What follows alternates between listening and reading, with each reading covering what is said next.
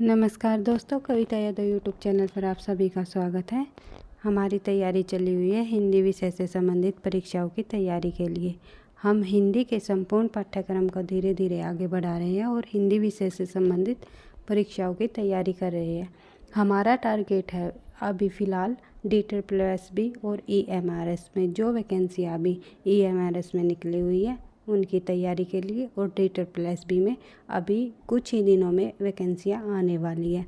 कुछ सब्जेक्टों की तो आ चुकी है लेकिन हिंदी सब्जेक्ट की अभी नहीं आई है। तो हम हिंदी की तैयारी संपूर्ण पाठ्यक्रम के आधार पर DSSB और EMRS को आधार मानकर, इनको टारगेट मानकर इनकी अच्छे से तैयारी करेंगे और कोशिश करेंगे कि एग्ज़ाम से पहले हमारा संपूर्ण पाठ्यक्रम कंप्लीट हो जाए। साथ साथ हम प्रश्न उत्तरों की भी प्रैक्टिस कर लें, पिछले सालों के प्रश्न उत्तर भी देख लें और टॉपिक वाइज एक एक टॉपिक को करके उनका कॉन्सेप्ट क्लियर करते हुए आगे बढ़ें। ज़्यादा टाइम वेस्ट न करते हुए आज की क्लास करते हैं हम। आज की क्लास होगी हमारी पिछले सालों के प्रश्न पत्र जो कि DSSB में पूछे गए हैं। धीरे धीरे हम जितने भी DSSB के में पिछले सालों में प्रश्न पत्र है वे करेंगे। EMRS के भी प्रश्न पत्रों को भी देखेंगे और पिछले साल जो प्रश्न आए हुए हैं वे लगभग फैक्ट बेस पे है, उन्हीं को हम विद सॉल्यूशन करते हुए चलेंगे ताकि हमारा कॉन्सेप्ट भी क्लियर हो जाए। हम एक एक प्रश्नों का सॉल्यूशन करते हुए आगे बढ़ेंगे। पढ़ते हैं। पहला प्रश्न है हमारा, महाराणा प्रताप नाटक के लेखक कौन है? तो है राधा कृष्ण दास। ये तो जो रचनाएं हैं वे तो डायरेक्ट हम ऐसे करेंगे कि ये इसकी हैं, क्योंकि इसका कोई कॉन्सेप्ट नहीं है। रचनाएं तो याद ही करनी होती है किसी भी लेखक की हो। जो मुख्य रचनाएं हैं हम उनकी भी क्लास लगाते हुए चल रहे हैं ताकि हमें बार बार रिवीजन होते हुए याद हो जाए। मारे सीसी मोही कुठाओ किसके निबंध है? ये एक प्रसिद्ध निबंध है चंद्रधर शर्मा गुलेरी का। दुख निवाला नाटक के लेखक कौन है? तो है राधा कृष्ण दास। नेक्स्ट क्वेश्चन आ जाएगा हमारा फोर्थ, रचनाकाल के आधार पर निम्नलिखित कवियों का सही अनुक्रम बताओ। तो रचनाकाल के आधार पर जो रचनाएं हैं ये जैसे ललित ललाम, भाव विलास, श्रृंगार निर्णय, जगत विनोद, ये किन किन कवियों की रही है? आंसर तो आप लोगों को सामने दिख ही रहा है क्योंकि टिक लगा हुआ है। ये पिछले साल के आए हुए प्रश्न है। किसी बच्चे की का पेपर ही हमने उठा रखा है तो इसमें आंसर तो लगे हुए ही मिलेंगे। तो हम विद सॉल्यूशन करने की कोशिश करेंगे, जिसमें भी जैसे ललित ललाम है। ललित ललाम किसकी रचना है? क्योंकि रचनाएं बार बार रिवाइज होगी तो हमें याद भी रहेंगी। ललित ललाम है मतीराम की रचना है जो कि एक अलंकार विवेचन रचना रही है, जिनका सन है, कब लिखी थी ये थी 1961 ईस्वी में। 1661 से 1900 बोल रही हूँ। 1661 ईस्वी से 64 ईस्वी के बीच लिखी हुई रचना है ये एक। और भाव विलास है देव कवि रहे हैं जो हमारे रीतिकाल के प्रसिद्ध कवि देव। ये सभी रचनाएं रीतिकाल की रचनाएं हैं। देव कवि इनका सन क्या रहा है? इनका रहा है भाव विलास का 1689 ईस्वी। इसके बाद श्रृंगार निर्णय है भिखारी दास की। इनकी रचना का समय रहा है 1725 ईस्वी। और नेक्स्ट है हमारी कौन सी? जगत विनोद किनकी है? पद्माकर कवि हुए जो इन्होंने लिखी 3 में। ये रचनाओं का समय रहा है। कौन सी सबसे पहली? ललित ललाम, भाव विलास, श्रृंगार निर्णय, जगत विनोद। नेक्स्ट कर लेते हैं भाई हम। ये कवि भी इसी तरह रही है, पहले मतीराम, फिर देव, फिर भिखारी दास, फिर पद्माकर, सबसे अंतिम कवि। नेक्स्ट क्वेश्चन हो जाएगा हमारा, हिंदी साहित्य के इतिहास में रामचंद्र शुक्ल के अनुसार कृष्ण भक्त कवियों का कवि कर्मानुसार प्रस्तुत किया गया है, जो कि रामचंद्र शुक्ल ने कृष्ण कवियों को किस क्रम में लगाया था, ये देख लेते। ये पूछा गया है इसमें। तो किस क्रम में रखा था रामचंद्र शुक्ल ने कृष्ण भक्त कवियों को? परमानंद दास आएगा पहले, फिर चतुर्भुज दास, छीत स्वामी, गोविंद स्वामी। अष्ट छाप के 8 कवि रहे हैं जो कि कृष्ण भक्त कवि कहलाए। 4 वल्लभाचार्य के शिष्य रहे, तो 4 विठलनाथ के। तो इस तरह आचार्य रामचंद्र शुक्ल के अनुसार पूछा गया है। तो आचार्य रामचंद्र शुक्ल ने परमानंद के पास चतुर्भुज दास, फिर छीत स्वामी, फिर गोविंद स्वामी, इस तरह उन्होंने समय बताया। सबसे पहले आ जाएगा कुम्भन दास, फिर परमानंद दास, चतुर्भुज दास, छीत स्वामी, गोविंद स्वामी, इस तरह उन्होंने इनको रखा है। कौन सा रामचंद्र शुक्ल, नेक्स्ट क्वेश्चन देख लेते हैं, कौन सा रामचंद्र शुक्ल के चिंतामणि का सैद्धांतिक समीक्षा संबंधी निबंध नहीं है? उनका कौन सा सैद्धांतिक समीक्षा संबंधी नहीं है? ये हो जाएगा भाई मानस की धर्मभूमि। नेक्स्ट क्वेश्चन, क्योंकि ये तीनों कविता क्या है? रसात्मक बोध के विविध रूप, साधारणीकरण और अभिव्यक्ति वैचित्रवाद, ये सभी आचार्य रामचंद्र शुक्ल के सैद्धांतिक समीक्षा संबंधी ग्रंथ रहे हैं, निबंध है ये एक तरह। कुकुरमुत्ता किसकी कृति है? तो कुकुरमुत्ता है निराला की, जो कि आप लोगों ने पढ़ी रखी होगी, जो कि एक शोषक और शोषित वर्ग के बीच जो भी कटुता शब्द कहे है कुकुरमुत्ता ने। कुकुरमुत्ता है शोषक शोषित वर्ग का कुकुरमुत्ता रहा है शोषित वर्ग का प्रतीक, और जो गुलाब रहे हैं वे शोषक वर्ग के प्रतीक। तो ये एक कविता है निराला की प्रसिद्ध, सुन बे गुलाब तूने खुशबू पाई रंगो आप, फूल चूसा तूने बोतों का, इस तरह एक पंक्ति है, इम्पोर्टेंट है, परीक्षा में पूछ भी ली जाती है। नेक्स्ट क्वेश्चन पे बढ़ते हैं, कौन सी कीर्ति केदारनाथ अग्रवाल की नहीं है? तो कौन सी नहीं है इनमें केदारनाथ अग्रवाल की? ये नहीं, पांचाली नहीं है, फूल नहीं रंग बोलते, मांझी न बजाओ बंसी, बसंती हवा, ये तीनों केदारनाथ अग्रवाल की है। कौन सी इनमें से रचना नहीं है केदारनाथ की? पांचाली। किन की है? तो ये बच्चन सिंह की प्रसिद्ध रचना है पांचाली।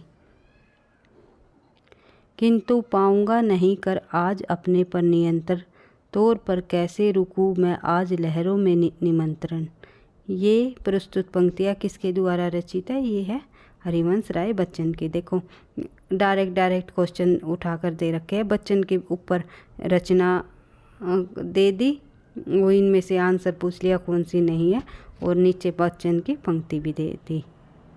तो इसलिए बिल्कुल हमें पढ़ना सिर्फ इम्पोर्टेंट चीज़ है, इसीलिए हमें पिछले सालों के क्वेश्चन पेपर को करना बहुत ज़रूरी है, क्योंकि उससे हमें साहित्य के निचोड़ का पता चलेगा, हिंदी के निचोड़ का पता चलेगा कि कहाँ से प्रश्न पूछे जाते हैं, कौन कौन से टॉपिक इम्पोर्टेंट है, कौन कौन से कवि इम्पोर्टेंट है।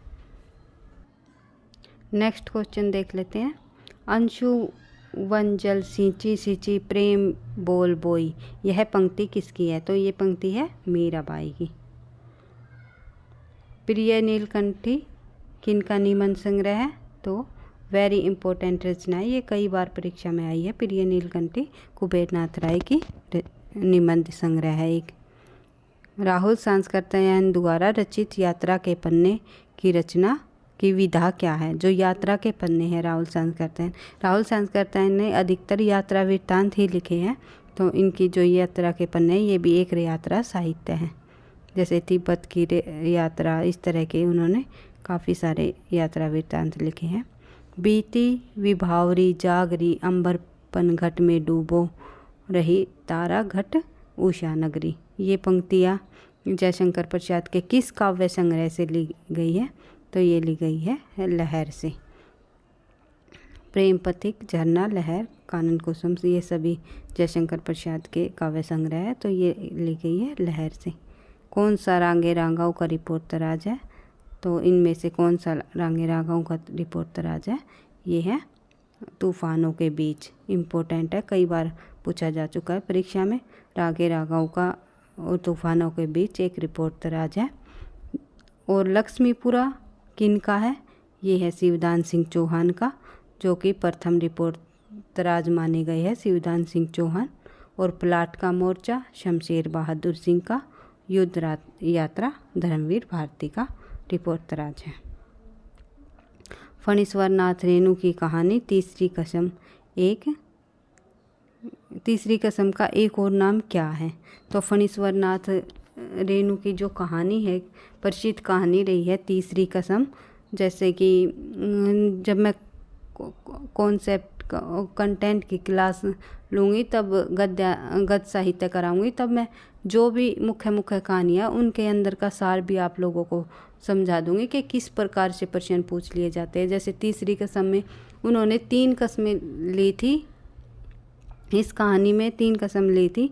एक बैलगाड़ी वाला होता है और उसके साथ वो एक नाचने वाली को अपने साथ बैठा ले, तो जिन जिन परिस्थितियों से वो है गुजरा, अंत में आकर उन्होंने 3 कसम ली थी। तो तीसरी कसम एक कहानी का नाम है, तो इसका एक अन्य नाम भी रखा गया। तो क्या नाम रहा? मारे गए गुलफाम।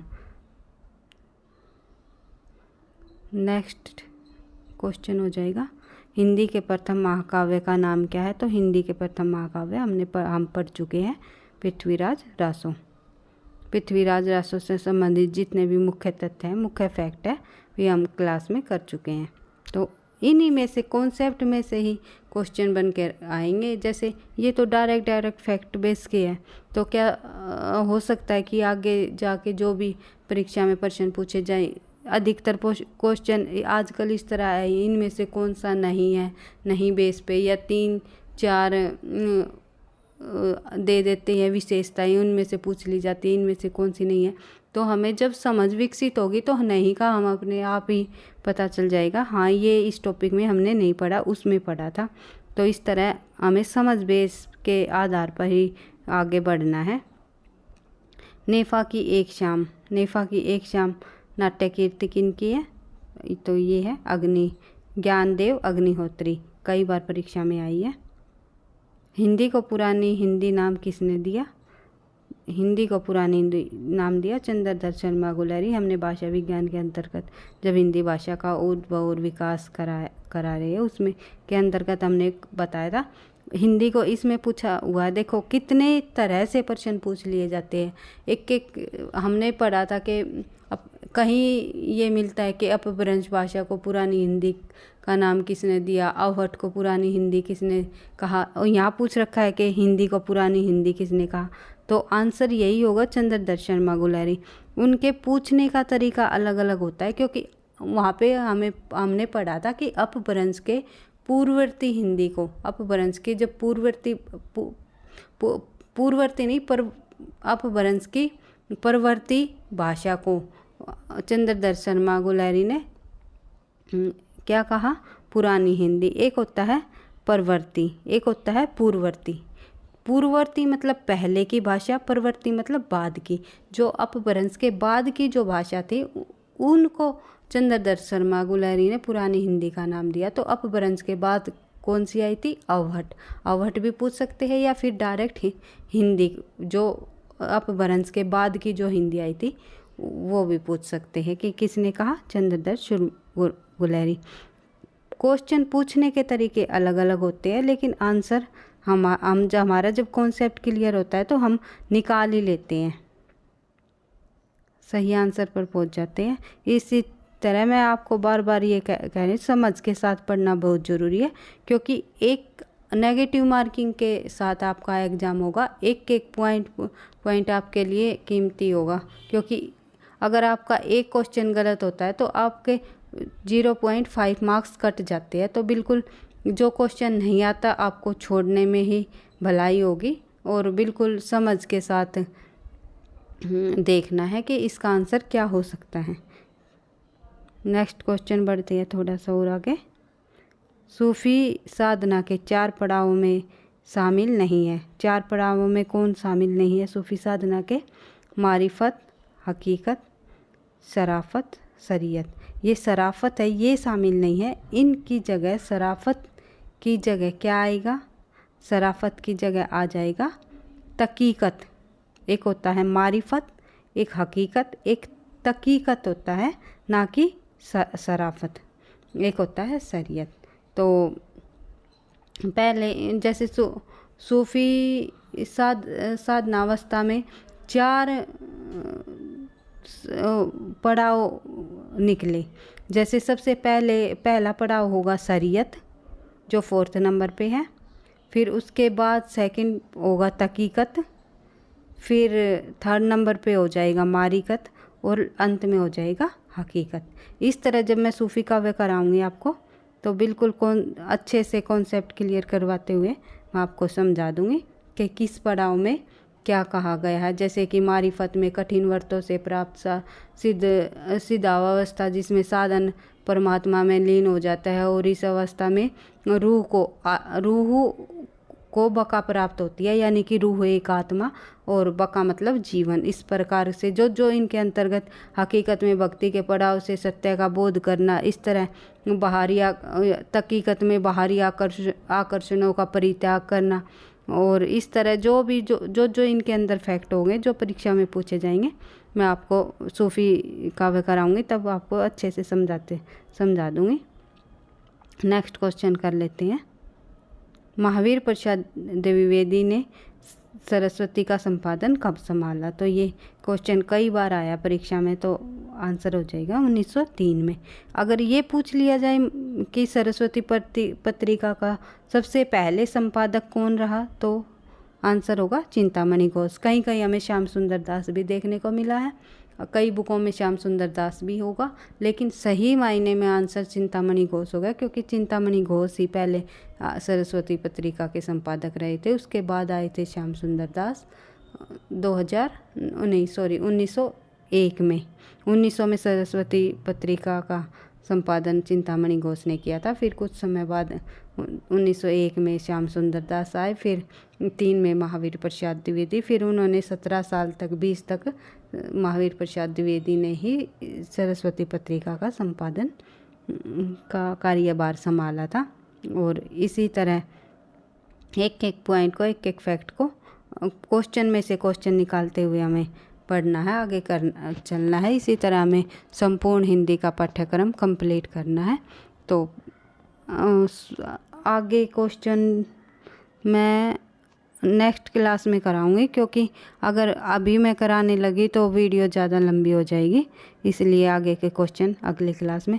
बिल्कुल आप लोगों को एक बात फिर मैं दोबारा से बोलना चाहती हूँ कि आपको घबराना नहीं है। परीक्षा की तैयारी बिल्कुल अपनी रेगुलरिटी के साथ, बिल्कुल ध्यान से और समझ बेस पे करते हुए चलना है, क्योंकि कंपटीशन है ये एक, सभी तैयारी कर रहे हैं और अच्छी तैयारी कर रहे हैं सभी अपनी तरफ से, लेकिन मेहनत का फल सभी को सबको प्राप्त होता है। ये नहीं कि आप किसी का सिलेक्शन हो जाएगा, किसी का, लेकिन जो आप तैयारी करोगे, जो ये कहीं ना कहीं आपको काम आएगी, आपकी मेहनत का आपको अवश्य ही फल मिलेगा। और भ्रमित बिल्कुल भी नहीं होना है कि कोई कुछ बता रहा है, कोई कुछ बता रहा है। तो ऑथेंटिक चीज़ों का, बुकों का सहारा लेते हुए पढ़ना है आपको। और आगे तो मैं क्या कहूँ, आप मेरे साथ जुड़ने के लिए आपका धन्यवाद। और अगर आप चैनल पर पहली बार हो तो चैनल को सब्सक्राइब कर लेना, वीडियो को लाइक कर लेना ताकि मुझे भी मोटिवेशन मिलता रहे। और कोई भी जानकारी चाहिए या किसी भी तरह की कोई हेल्प चाहिए तो कमेंट बॉक्स में कमेंट कर देना। पढ़ते रहना, आगे बढ़ते रहना। थैंक यू, धन्यवाद।